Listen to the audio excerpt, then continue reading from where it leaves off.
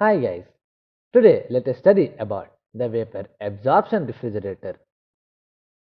Well, in this system, the working is similar to that of the vapor compression system, but the method for raising the pressure of the refrigerant is different. In this system, the compressor is replaced by an absorber, generator and a pump. This system makes use of a heat source such as LPG, kerosene or solar energy for the heating element.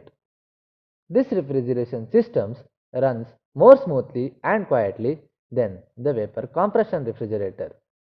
These refrigerators are used in recreational vehicles, industrial environments and also as chillers in office and hospital buildings. Now, in working, the liquid ammonia refrigerant in the evaporator will absorb heat from inside of the cabinet. Hence, the refrigerant will undergo a change of phase from liquid to vapor. Now, the low pressure and low temperature ammonia vapor is passed to the absorber. The absorber will contain a weak solution of ammonia and water. Well, water has the capacity to absorb ammonia vapor. Hence, the low pressure ammonia vapor from the evaporator is dissolved with the weak ammonia solution.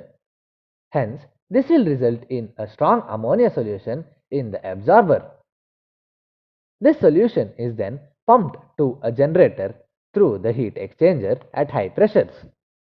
A mechanical pump is used for the purpose.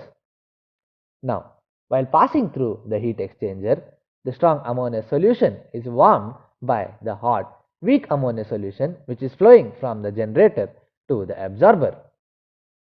The ammonia solution from the heat exchanger will then enter the generator where it will be heated by an external source such as a heating coil. Due to this heating, the vapor will get separated from the solution. From here, the ammonia solution will flow through the heat exchanger and back to the absorber. The high pressure and high temperature ammonia vapor, however, will enter into the condenser. Here, it will give away its heat to the circulating cooling medium, that is cold water. Hence, the vapor refrigerant is now condensed to the liquid state. After this, the high pressure and low temperature ammonia liquid refrigerant will now enter the expansion valve. Here, it is expanded to a low pressure and low temperature. This low pressure and low temperature liquid refrigerant will now enter the evaporator, and the same cycle will repeat again and again. Hence, heat is continuously extracted from the cabinet, which in turn keeps the substance inside the cabinet cool at the required low temperature. Thank you. Wow, that's impressive! You have completed a magic today. For more videos, subscribe.